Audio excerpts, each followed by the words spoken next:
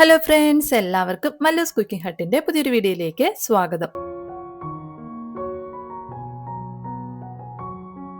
ഇന്നത്തെ വീഡിയോ എന്ന് പറയുന്നത് അവലും റവയും വെച്ചിട്ട് ആവിയിൽ വേവിച്ചെടുത്തിട്ടുള്ള നല്ല അടിപൊളിയായിട്ടുള്ളൊരു പലഹാരമാണ്.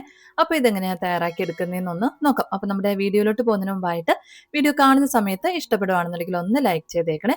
അപ്പോൾ നമ്മുടെ ഈ ഒരു പലഹാരം തയ്യാറാക്കാനായിട്ട് ഞാൻ 1 കപ്പ് അളവിൽ അവലാണ് എടുത്തിട്ടുള്ളത്. വെള്ള അവലാണ് ഞാൻ എടുത്തിട്ടുള്ളത്. ഇനി നമുക്ക് ഈ അവല് ചെറുതായിട്ടൊന്ന് കഴുകിയെടുക്കാം. അപ്പോൾ ഞാൻ അവലൊന്ന് കഴുകിയെടുത്തിട്ടുണ്ട്.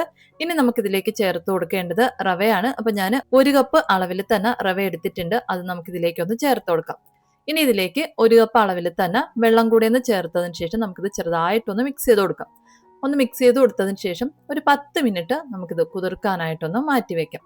10 മിനിറ്റ് ഒന്ന് കുതിർന്ന് കഴിയുമ്പോഴത്തേക്കും റവയും അവലും ഒക്കെ നല്ലതുപോലെ ഒന്ന് സോഫ്റ്റ് ആയിട്ടൊന്ന് കിട്ടിക്കോളും. ഇനി ഇതൊന്ന് കുതിർന്ന് വരുന്ന സമയം കൊണ്ട് നമുക്കിതിലേക്ക് വേണ്ടിയിട്ടുള്ള ശർക്കര ഒന്ന് ഉരുക്കിയെടുക്കണം.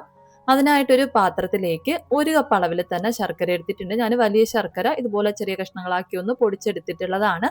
അത് നമുക്ക് പാത്രത്തിലേക്ക് ഇട്ട് കൊടുത്തതിന് ശേഷം 1/2 കപ്പ് അളവിൽ വെള്ളം കൂടി ചേർത്ത് ഈ ശർക്കര നമുക്ക് നന്നായിട്ടൊന്ന് ഉരുക്കിയെടുക്കാം.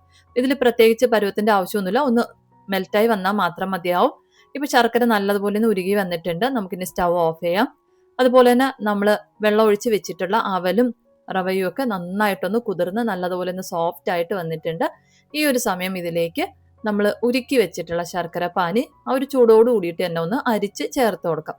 അതിനുശേഷം നമുക്ക് നന്നായിട്ടൊന്ന് കുഴച്ചെടുക്കാം. നമ്മൾ കുഴച്ചെടുക്കുമ്പോഴത്തേക്കും നമുക്കൊന്ന് കോരി ഒഴിക്കാൻ പാകത്തിന് വേണം ഇതൊന്ന് കിട്ടേണ്ടത്. ആ ഒരു പരുവത്തിന് നമുക്കൊന്ന് കിട്ടിയില്ല എന്നുണ്ടെങ്കിൽ ഒരല്പം വെള്ളം കൂടി ഒന്ന് ചേർത്തൊന്ന് കുഴച്ചെടുത്താൽ മതിയാവും.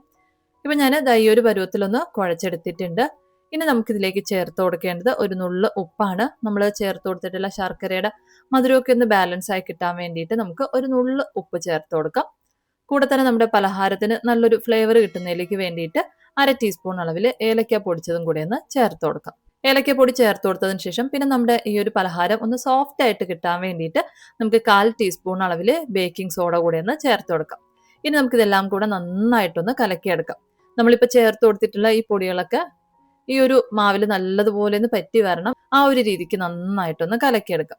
ഇനി നമുക്കിതൊന്ന് വേവിക്കാനായിട്ട് വെക്കാം. അപ്പൊ വേവിച്ചെടുക്കാൻ വേണ്ടിയിട്ട് ഞാൻ ഇതുപോലെയുള്ള ചെറിയ ബൗളുകളാണ് എടുത്തിട്ടുള്ളത്. അപ്പൊ ഇതിൽ എണ്ണ പുരട്ടി വെച്ചിട്ടുണ്ട്.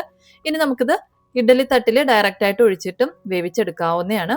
ഇനി നമ്മൾ എടുത്തു വെച്ചിട്ടുള്ള ഈ ബൗളിൽ നമുക്ക് കുറേശ്ശെ ആയിട്ട് മാവൊന്ന് ഒഴിച്ചു കൊടുക്കാം.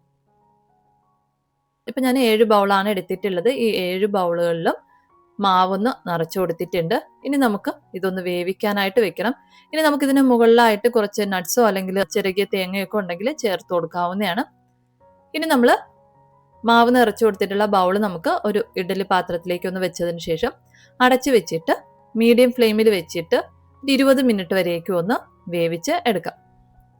ഇപ്പൊ ഞാൻ 20 മിനിറ്റോളം ഒന്ന് വേവിച്ചെടുത്തിട്ടുണ്ട്. ഇപ്പൊ നമ്മുടെ പലഹാരമൊക്കെ നല്ലതുപോലെ തന്നെ ഒന്ന് വെന്ത് വന്നിട്ടുണ്ട്.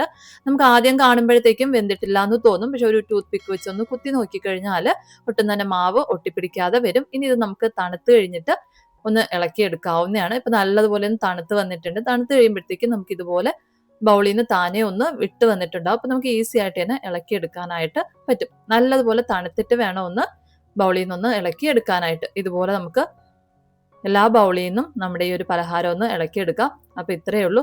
നല്ല അടിപൊളിയായിട്ടുള്ള നല്ല ഹെൽത്തി ആയിട്ടുള്ള ഒരു 4 മണി പലഹാരം റെഡി ആയിട്ടുണ്ട്. അപ്പൊ എന്തായാലും ഇന്ന് തന്നെ ഒന്ന് തയ്യാറാക്കി നോക്കുക. നിങ്ങൾക്ക് വീഡിയോ ഇഷ്ടപ്പെടുകയാണെന്നുണ്ടെങ്കിൽ ലൈക്ക് ചെയ്യാനും അതുപോലെ തന്നെ ചാനലൊന്ന് സബ്സ്ക്രൈബ് ചെയ്ത് സപ്പോർട്ട് ചെയ്യാനും മറക്കല്ലേ.